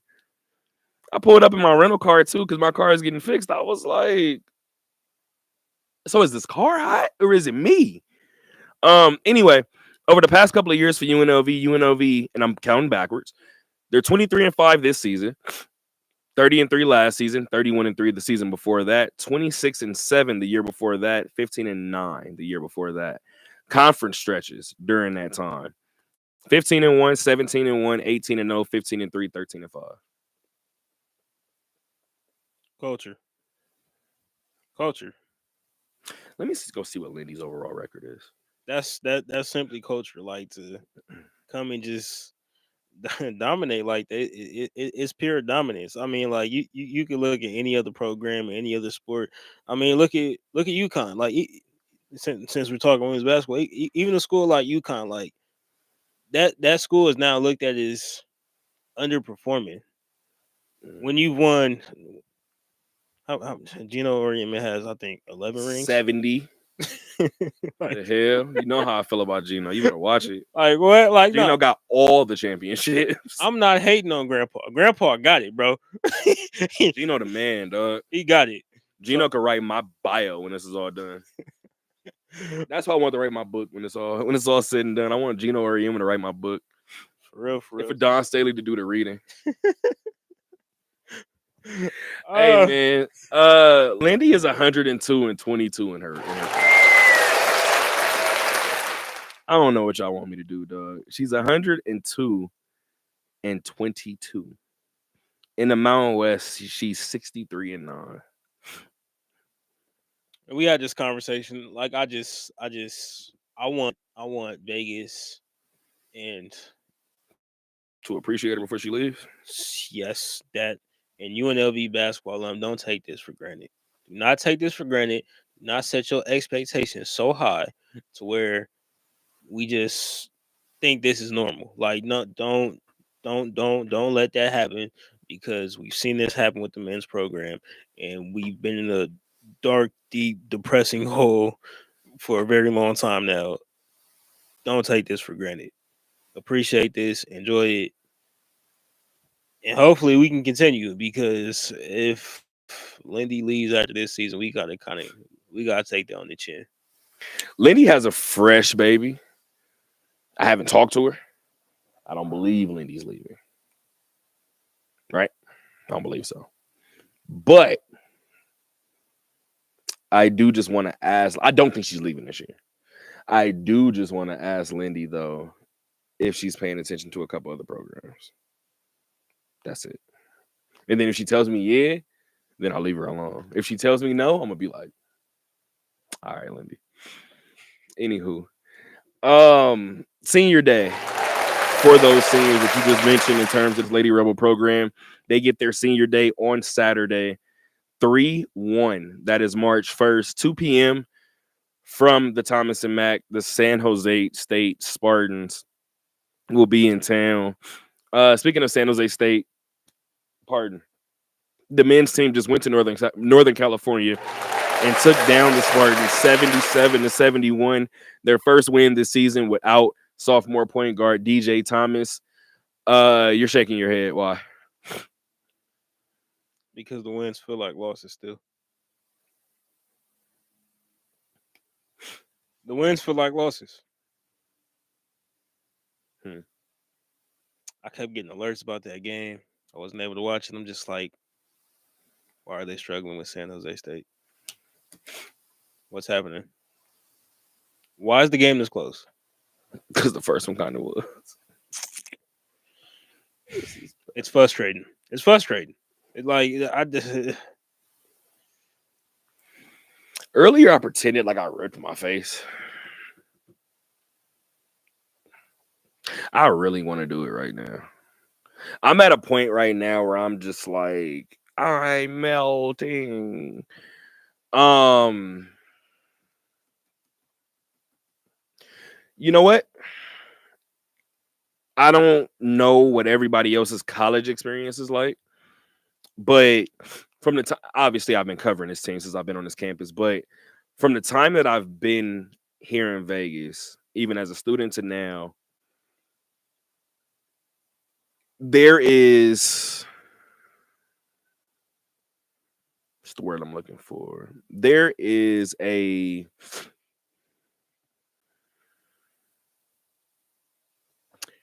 this is what I'll say. I said when I first came out here that I was paying attention to Golden Knight fans, and I was like, oh, every time a Golden Knight fan speaks, it re-resonates with me that Vegas hadn't had a professional sports team. You're talking like an entitled fan who's never experienced losing yet, right? Fast forward to now. Vegas has the Raiders, the Aces. Things are starting to pile in, right? I'm noticing as these different program or different entities pop up and they're successful too,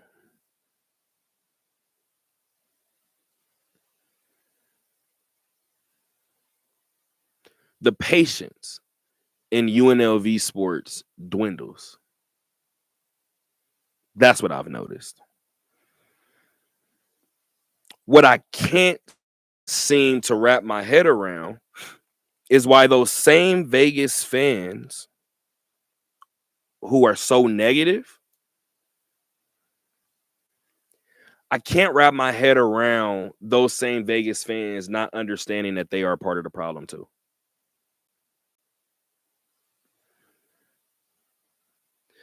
I remember when Marvin Menzies made that racial epithets comment, right? And there are some people that would say, because I remember being at that game, the next game, Marvin was booed after that. Cool. The mistake that I felt like Marvin had, only mistake might have been his age, because Marvin didn't have proof of what he said. I'm somebody who was here when Marvin mentioned that. Or when Marvin mentioned that. When he first got hired, I wasn't on campus. However, I heard the comments when I was on campus, obviously, which was the year after. From that, I can tell you that Marvin Menzies was not lying. But he didn't have proof, right? The rest of that season, it wasn't much left, but the rest of that season, I actually was in the middle of trying to do an interview with Marvin. I started running into all types of roadblocks after that.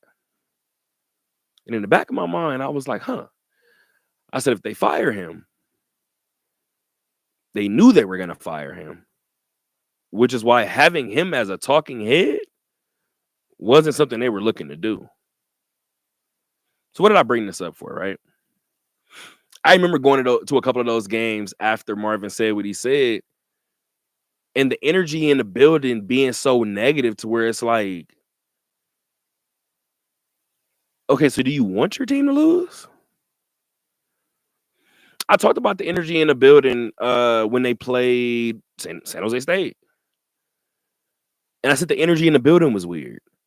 And I likened it to a hospital room when everybody is just quiet sitting around that family member's bed.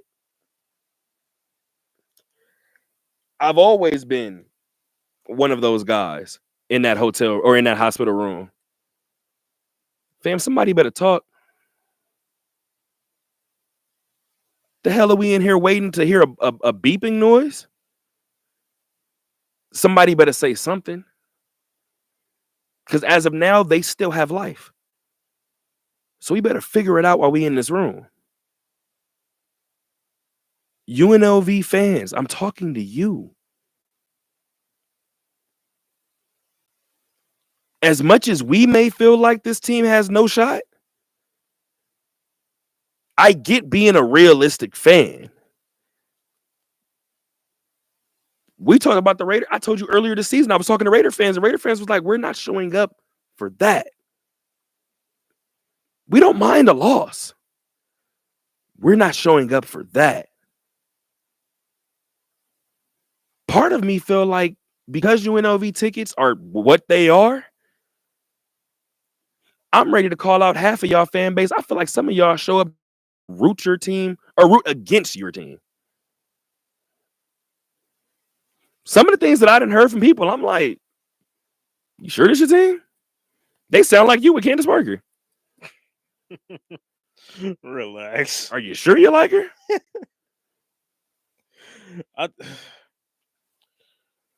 The energy they gave Marvin Menzies is the energy they should be giving this team right now. No, they are. But we saw where it ended. That's my only point. At what point do you realize you are part of the problem? When's the last time a UNLV head coach had the complete backing of the fan base while he had the job. Let's not talk about a Dave Rice right now, unless that's the answer. I was about to say that's the only answer I got for you. Did he have it while he had the job? I wasn't out here. I would say the fan base, yes. The program, I would say no. So again, since I've been here, I've encountered Marvin Menzies, TJ Otzelberger, and Kevin Kruger. I would argue to say that the fan base hasn't been 100% behind any of those guys. They like Kevin. They had hope in TJ. They didn't know what the hell Marvin was doing. Meanwhile, Marvin was tasked with building a program. He built a well enough program for you to get TJ and for Kevin to get an NIT bid. I showed up when Tony Sanchez was on his way out. Couple seasons left, right? I remember being at one of those games where they started a "We Want Basketball" chant. I looked around on the sideline and was like, I am inside of Sam Boyd right now, right? And they're chanting for basketball.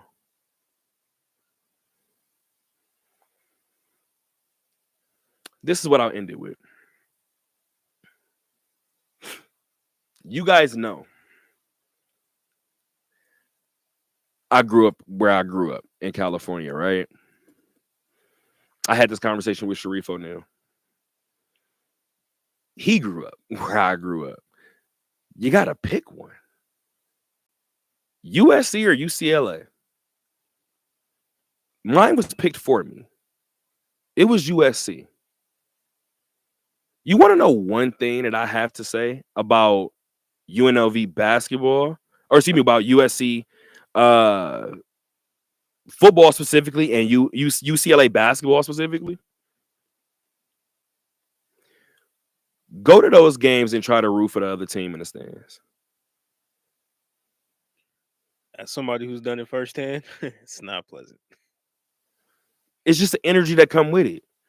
You won't be in our stands and be comfortable waiting for us to lose. You are inside a Pauley Pavilion. You will feel this. Sometimes the energy in the building, I'm wondering if UNLV fans realize the other team don't feel it. Your team does. We seen it at that Memphis game. That Memphis game, I'm like, it's a lot of blue in here for a matinee game, guys. This on a Saturday. What's happening? Is this a neutral site game? We are. Let me look at the banners. Yeah. We had Thomas and Mack, right? Oh. Yeah, I mean, like I said, yeah, like I don't know. Outside of Dave Rice, I haven't seen a coach that's like had the attention of this program since Dave Rice. Before that, Lon Kruger, of course, but other than that, it's literally those two.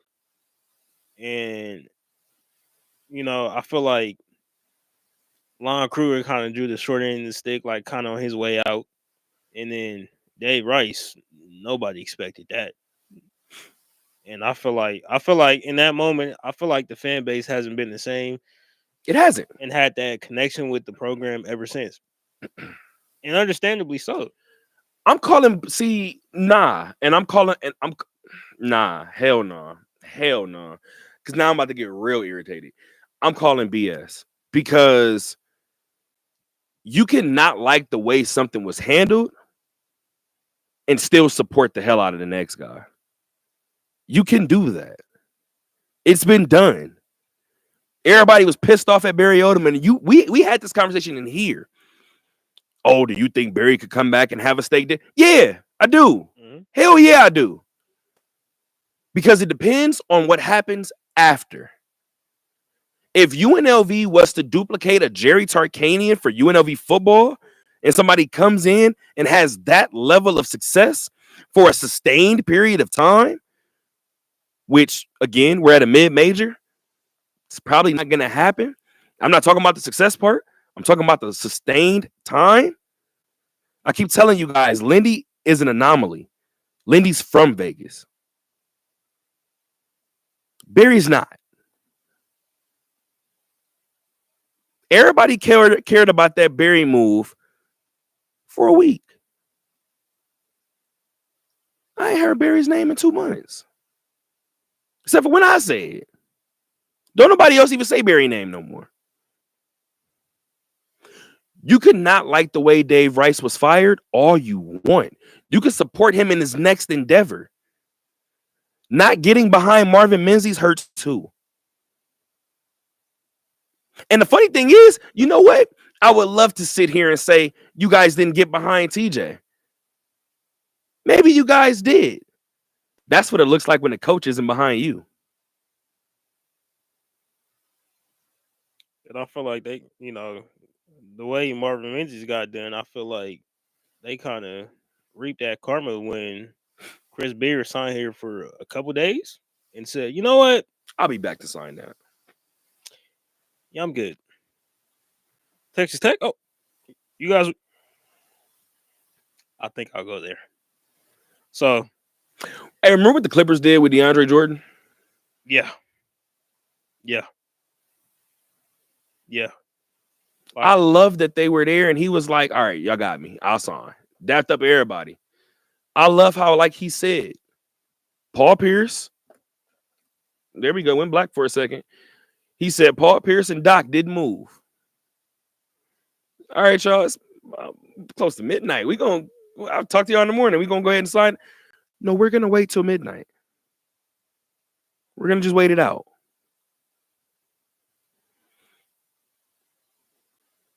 These are the mistakes that UNLV has made that, like I said before, until you get a Dan Campbell-esque guy who comes in and isn't afraid to do that exorcism and see what demons come out. I said this years ago. I said, hey, UNLV, athletic department specifically, why won't Larry Johnson take my calls? Y'all gonna tell me? Should I tell the audience? I told you I talked to Larry's people when I was at UNLV. They said, oh, if you lead anywhere in your comment about UNLV, he's not going to get back to you. Why? Because X, Y, and Z. Okay. The last time I reached out to Larry might have been a year and a half ago, maybe 2 years ago. No response. Larry Johnson was on campus prior to this season starting. I have a conversation with Greg Anthony over Summer League, and he talks about the calls that Kevin makes to alumni, the calls that Kevin makes to former champions, bringing them in, having them workshop with guys, having them talk to guys. By the way, Greg Anthony was a point guard from Vegas, lefty, who won a national championship. Who is this team currently led by? Lefty. Deon Thomas Jr., whose dad played here. Point guard from Vegas. From Vegas, right. Damn. I mean, if you want to keep the trend with lefty Vegas point guards, why hasn't Anthony Marshall been back? I mean, I know how people look at him now, but where's Anthony Bennett? I don't give a damn how nobody look at him now. He was first pick. Bring Zimmerman back. First pick in the Steve. Go get Christian Wood. Steven Zimmerman from okay. He from Vegas too. Huh? Christian Wood, he's still playing the league. Oh yeah, that's. Hey man, I need somebody who cares about this program to do just that, to care about this program. And with all due respect, sure, athlete or fans, And this is one thing that I say about Raider fans all the time.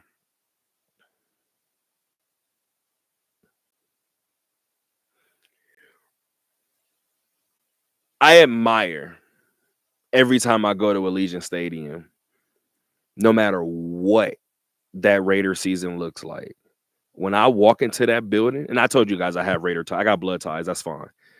When I walk into that building and I hear that Raiders,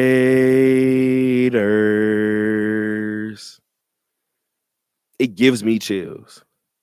Because no matter what, every Sunday it feels like you're walking into a black hole.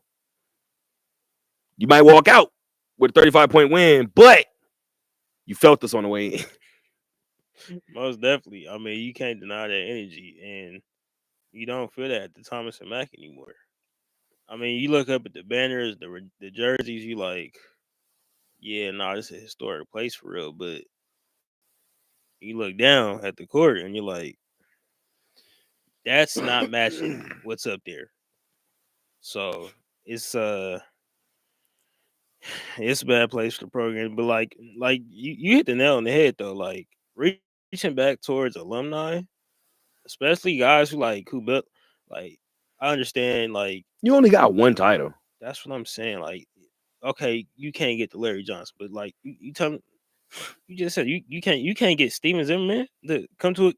You can't get Anthony Marshall to Oh, keep in mind, I couldn't get Larry. Kevin got him. Kevin did it. By the way, I haven't reached out to Larry since. I think if I did, he would pick up the phone now. That's a bridge that UNLV had to mend. I didn't burn that bridge, and I didn't have the power to fix it. That program did. And Kevin fixed it. So I know that I've been called a Kevin apologist before, which is fine. That's cool. I was called the opposite with Tony Sanchez. It comes with the business. I'm cool with that. But as a person who has seen several sports, how much did Mack Brown mean to Texas? everything. At a certain point, you gotta get behind the man, dog.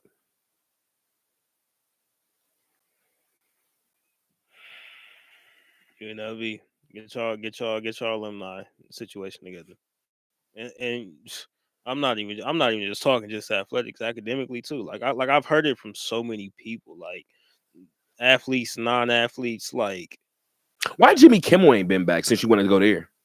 Guy Fieri. It just don't stop. I hear this from so many people. I didn't even go to UNLV. I know so many people who did, and they're just like they have a problem with alumni. That's our biggest problem. They have a problem that. That's like you can't push out all these amazing people in terms of sports talent, people who go off in entertainment, medical field, law, whatever the case may be. You can't push out all this talent and then not bring that back and claim that. And I feel like UNLV, then they'll kind of look and wonder why like they're still kind of stuck in this place, in this weird place. Like this is why they constantly look at themselves as we should be like a high level, high tier, like we're Vegas. We should be this highly sought out D1 program in terms of academics and athletics.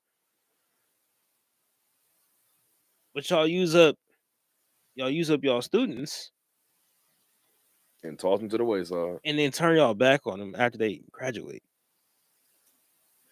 This is what I'll say. I'll actually end the show with this. I'm happy that you brought that up because I had a conversation. You guys know, since this is the media company, right? You guys are very aware of storylines and things that we've been through here at this company.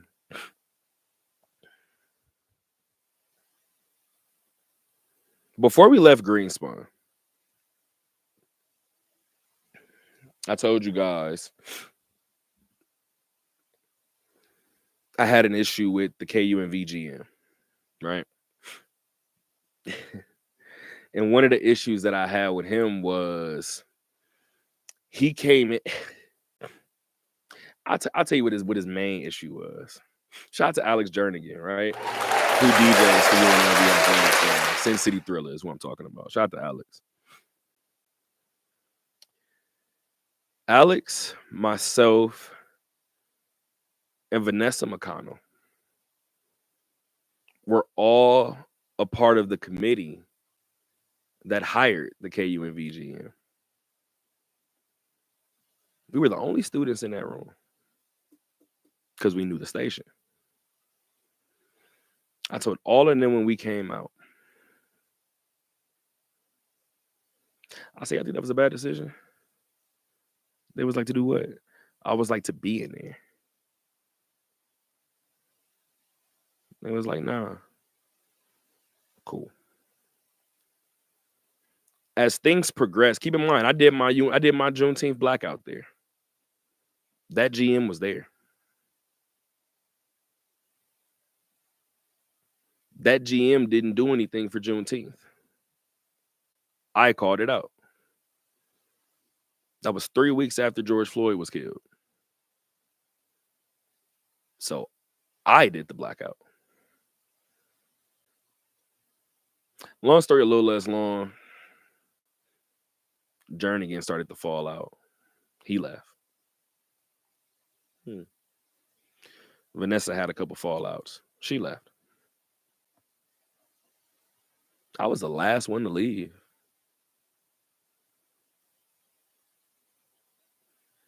My second to last time in the building, the cops were called on me in the building. I had a meeting with the building.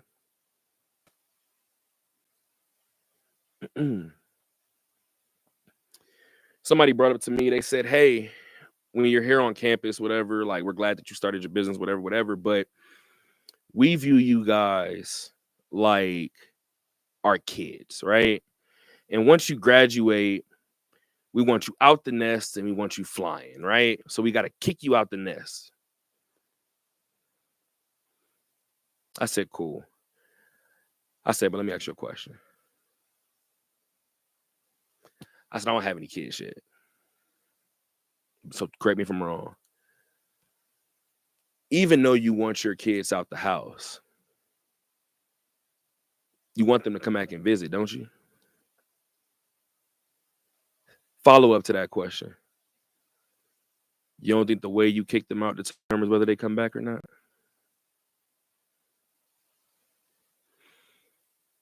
This is where I'll end the story. Markel walked in this building. Russo walked in this building. Duna walked in this building, whose birthday is today. Shout out to Duna. Salim walked in this building.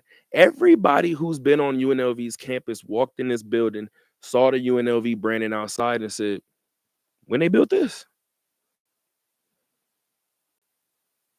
You want to know how I knew, or how I even know that this even existed? In that same meeting, like I told them, quick question. I've started a business. I've trademarked said business. I've began earning money with said business. I got you guys 33,000 listeners on this station during that Juneteenth special. Numbers that you guys haven't hit in decades. I asked them one simple question. I told them when I'm down there, I don't even know if KUNV TV was, or KUNV or UNLV TV, if any of that stuff was here when this person went here. But I said, it's funny to me why when I say Jimmy's name, when I say Jimmy Kimmel's name down there, everybody gets wide-eyed. Like I said, a ghost name. In that meeting, I asked one question. I said, so in terms of me trying to be on this or in this building with the resources that I have, running this company that you guys see is successful. Like I said, we're internationally recognized. Thank you, USA Basketball. So we're internationally recognized. I asked the building one question. Are you guys going to help facilitate a business owner that ultimately makes you guys look good? Or am I going to have to be the next Jimmy Kimmel?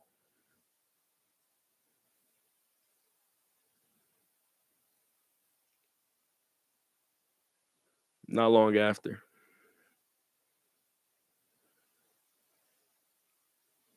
I got access to this building. This UNLV issue with this alum is not just a sports issue, like you just said. It's an issue that goes all the way up to the top, and it has rang through decades. Until next time, gang.